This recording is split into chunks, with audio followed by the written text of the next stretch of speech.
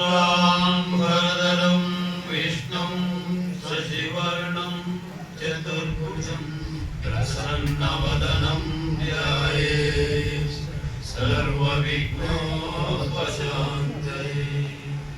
हरे सिद्धार्थं पूजितो यशोधैर्यं सर्वविघ्नचिहै तस्मै श्री गणाधिपतये नमः।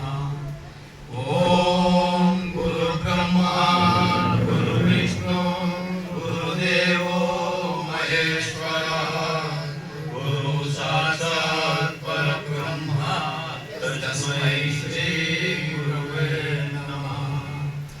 ब्रह्मानन्दं परमसुखदं केवलं ज्ञानमूर्तिं द्वन्द्वातीतं गगनसदृशं तत्त्वमस्यादिलक्ष्यम् एकं नित्यं विमलामचलं सर्वगी साक्षात्